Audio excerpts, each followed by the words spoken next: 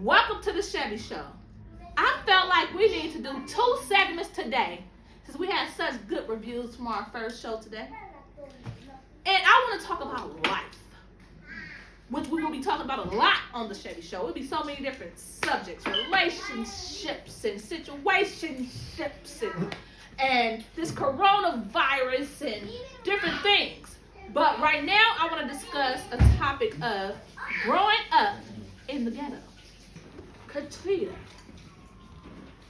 I want to know, how was it for you growing up in the ghetto?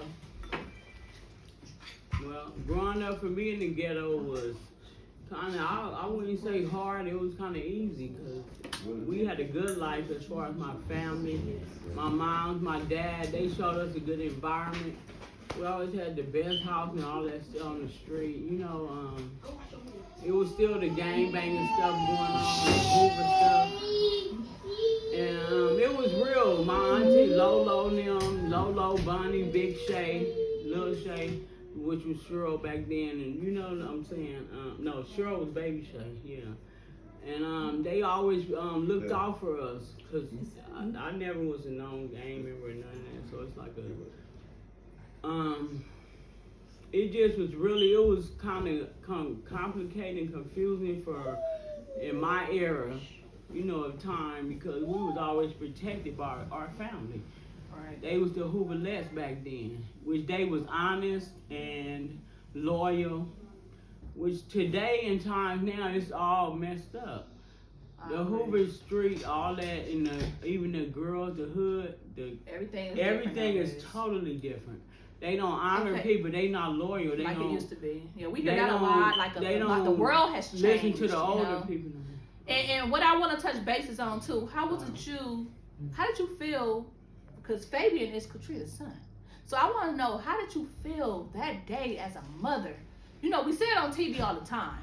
They call and you run to the scene. Your child done got killed or shot, and the mother, no, Bobby Joe, no, my God, So was that you?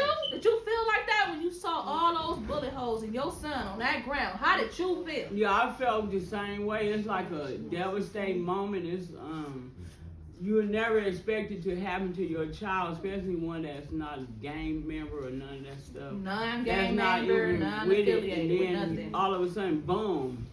And then you there in the process of what's going on, trying to get to your son, the police block all the shit off. You can't even really just like cuddle him or nothing. It's like it's the worst thing a mother can endure.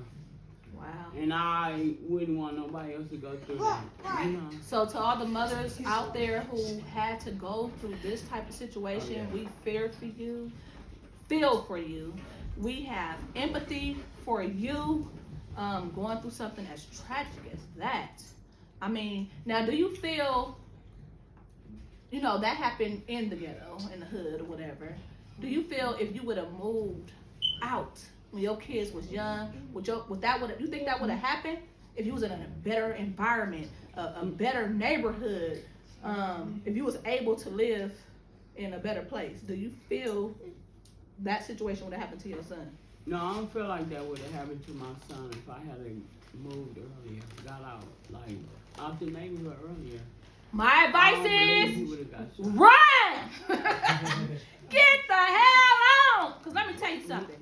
I have a son, and when he was born, I said, I'm out of here. I would never raise my son in the hood, in the environment, nothing. Mm-hmm. I got the hell on, and I'm not going back in protection of him. Now, when it's your time to go, you're going to go anyway. You can die a million ways. Anywhere. But for me, mentally, I'd rather try. And that's if I was able to get out the hood, get out the ghetto, and have a better life for my kids than I had. I would say. And you want to elaborate on anything else? What did you just say? You have anything else you want to talk about or say to the audience? I just want to elaborate on when it comes to my kids, I'm loyal, I'm faithful, and whatever they going through, that means I'm going through it. My whole family going through it. So whatever it is what it is. That's real talk. It is I what love it is, y'all. and it ain't what it ain't. Yeah. Just like That's that. real Good talk. job. You said Charlie said talk, but Oh, we recording. I thought my fur was in my mouth. I know I just, chowchilla. okay. You Go know, ahead. stuff like that. Okay, back to the show. Keisha, welcome Keisha to the show. Raw, raw. Keisha, tell us your experience of growing up in the ghetto. I did grow up in the hood, or as people say, the ghetto, in the heart of LA, off of 105th and Normandy, right down the street from Washington Prep. I grew up with my father. My mother wasn't really around, but I didn't let the bad define me. So I just went to school, I did what I had to do, and I moved out and Awesome. to better for my kids, and because I was a young mother at that as well. So me going to be able to just try to elevate or make myself What better. you trying to do? Elevate. Stop playing with me. Keep elevating. Stop playing. All right, let her talk about it. All right. Yeah, so my first child was a boy, so I just made sure that he was just out of the hood to have better chance of growing up to be what he wants to be and not what the society defines him to be at all.